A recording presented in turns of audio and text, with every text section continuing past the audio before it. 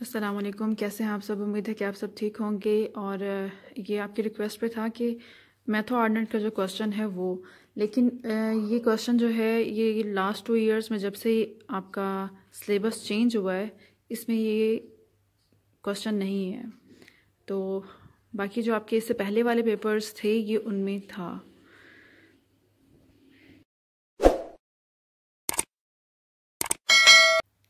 یعنی 2 سال سے جب یہ نیو کورس بنا ہے تو اس میں یہ کوسچن نہیں ہے، جو آپ کے آلریڈی میں نے بک یہ کمپلیٹ کر دی ہے اسی کوسچنز میں سے آ جائیں گے۔ اور یہ والا کوسچن اگر آپ کو لگ رہا ہے کہ یہ آپ کو کرنا چاہیے تو میں آپ کو یہ اس کی ہیڈنگز اور اس کا مواد جو ہے وہ مہیا کر رہی ہوں۔ اگر آپ نے ایگزام اپنے اولڈ کورس کے حساب سے دینے ہیں تو آپ کو یہ کرنا پڑے گا، اگر آپ کا نیو کورس ہے تو آپ کو یہ کرنے کی ضرورت نہیں ہے۔ آرنلڈ کی تنقید نگاری دیکھنے سے پہلے ہم دیکھیں گے کہ تنقید کیا ہے، تنقید اور تخلیق کا تعلق کیا ہے، اور اس کے بعد نکات کے کیا فرائض بنتے ہیں اس پہ تھوڑی سی نظر ڈالیں گے، اور اس کے بعد یہ والی ہیڈنگز ہم سٹارٹ کریں گے۔ عہد وکٹوریہ، صنعتی ترقی کا زمانہ بقول ڈاکٹر سید عبداللہ، اصلاح کے نظریے کے قائل، ادب اور زندگی، صحیح فن، اعلیٰ اخلاقی قدروں کا مالک، ادب اور شاعری، تنقید حیات، تنقید حیات صرف شاعری کی حد تک محدود، چوسر کی شاعری، آرنلڈ کہتا ہے، اور ادب اور تنقید، تنقید اور شاعری، شاعری مذہب اور شاعری، سائنس مذہب اور شاعری۔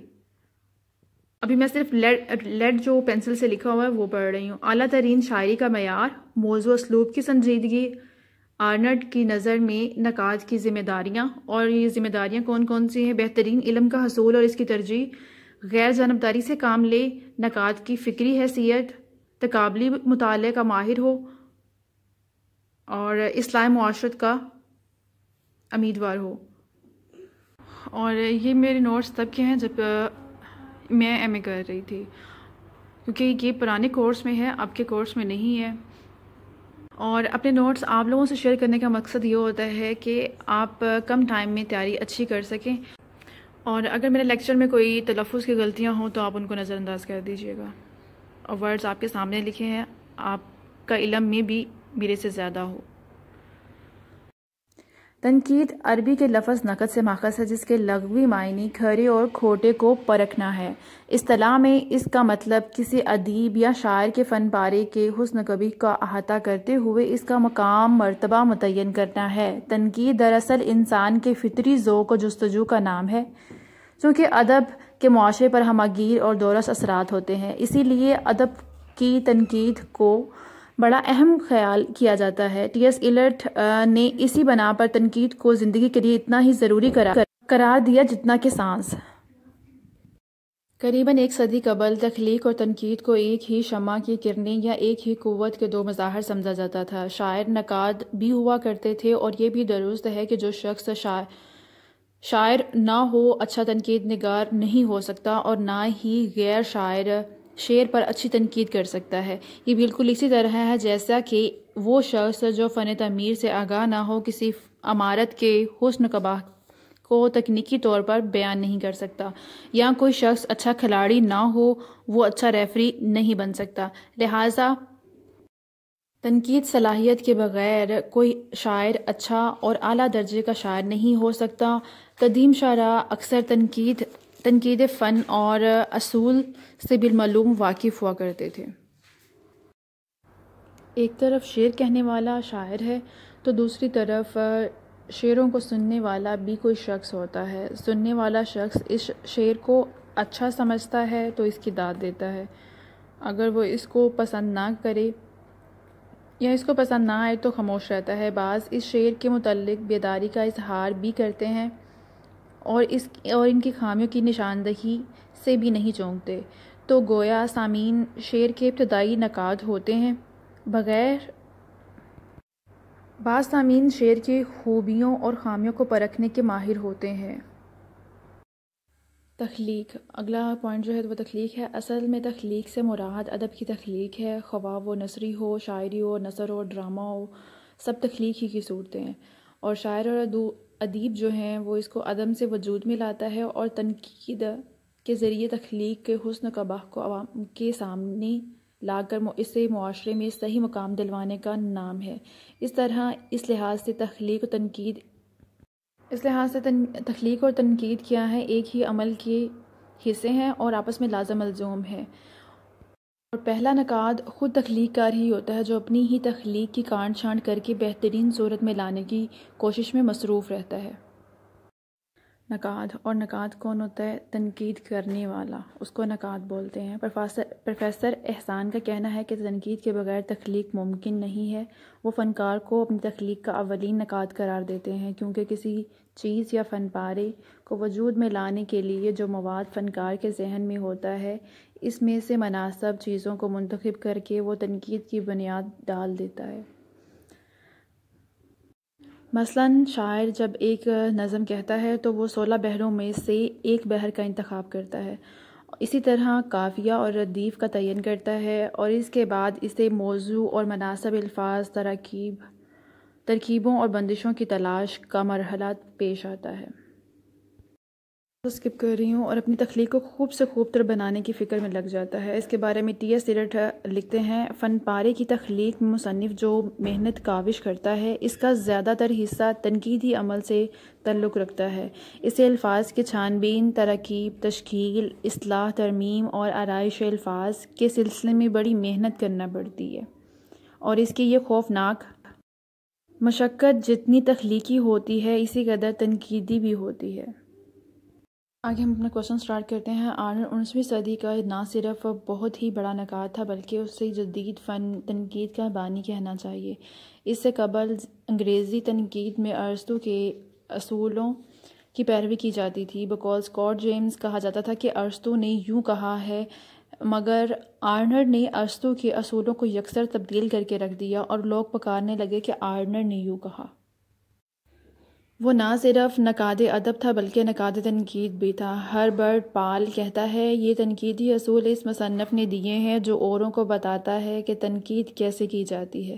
اس سلسلے میں اسکاٹ جیمز کہتا ہے، نصف صدی تک اس ملک انگلستان میں آرنر کا مرتبہ قبل تقریم یونانی نقاد ارسطو کے لگ بھگ ہو گیا تھا۔ اپنے وسیع تر اثر و رسوخ کے لحاظ سے اور اپنے اس نقش کے پیش نظر جو اس نے تنقید پر ثابت کر دیا تھا، اس کے مقلدین، اس کی پیروی کرنے والے اس کی اندھا دھند پیروی کرتے تھے اور اس پر اعتماد کرتے تھے۔ آرنر ان چند پہلے انگریز نقادوں میں تھا جنہوں نے محسوس کیا کہ عہد وکٹوریہ میں انگلستان کا طبقہ، جس کا نظر مادی ترقی تھا، اپنے ملک کے ادبی ورثہ کے محفوظ بنانے کی اہلیت نہ رکھتا تھا۔ مذہبی لوگ جمالی قدروں کی طرف سے مکمل بے حسی کا ثبوت دے رہے تھے۔ اس ایسی صورتحال میں آرنر نے واضح کیا کہ کمال کے حصول کی کوشش حلاوت اور روشنی کی تلاش ہے۔ تہذیب و ثقافت کی صفت جس کی طرف آرنر توجہ مبذول کرانا چاہتا تھا، تنقیدی ادب کے ساتھ گہرا تعلق رکھتی تھی۔ آرنر کا صنعتی ترقی کا زمانہ تھا جس نے انسانی ذہن کو کافی زیادہ تبدیل کر دیا تھا۔ مادی ترقی اور زر اندوزی کا رجحان بڑھتا جا رہا تھا، مذہب سائنس کی نظر ہو گیا تھا اور اخلاقی قدریں ختم ہوتی جا رہی تھیں۔ یہاں آپ کے ہر پہرے میں 1 سے 2 ہیڈنگز آپ کی میں نے بنائی ہوئی ہیں جو میں نے سٹارٹ میں آپ کو بتا دی ہیں۔ وہ اپنے دور وکٹوریہ سے ملکہ الزبتھ کے زمانے کی بہتر تصور کرتا تھا۔ حالانکہ وہ صنعتی ترقی کا زمانہ نہیں تھا، مگر لوگوں کے دلوں میں اعلیٰ اقدار بیدار تھیں جن کی بدولت اعلیٰ فن تخلیق ہوا۔ جیمز اسکاٹ کا اس بات پر حیرت کا اظہار کرتا ہے کہ ادب کو تنقید حیات کہنے والے آرنر نے انسانی زندگی کے اتنے بڑے دور کو ادب کے لیے کیوں موزوں نہ سمجھا۔ بقول ڈاکٹر سید عبداللہ، آرنر نے شعری تنقیدی حیات کے نظریے کے علاوہ شاعری کو کلچر، تہذیب کے حوالے سے بھی قیمتی شے ثابت کرنے کی کوشش کی ہے۔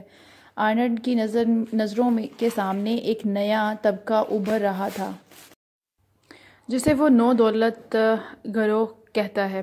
اس طبقے کے نزدیک زندگی کی واحد قدر و قدر مال دولت اور اس کی مدد سے حاصل کیا ہوا عیش و آرام تھا۔ آرنلڈ کو یہ احساس تھا کہ یہ گروہ ان قدروں کو سنبھال نہیں سکے گا جو یا تو شاعری میں مل سکتی ہے یا پھر اعلیٰ کلچر کے ذریعے۔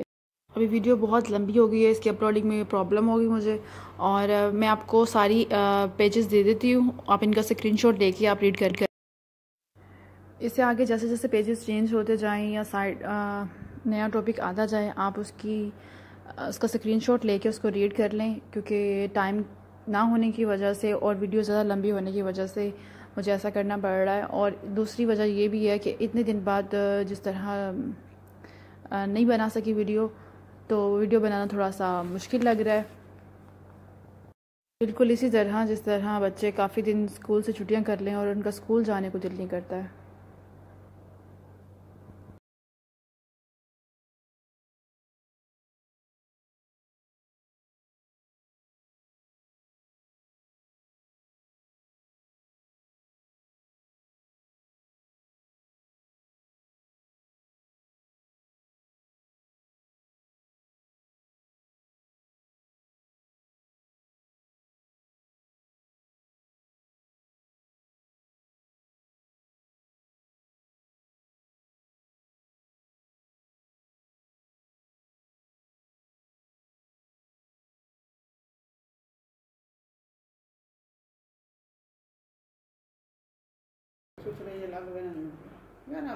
اپنی فیملی کی کچھ نہیں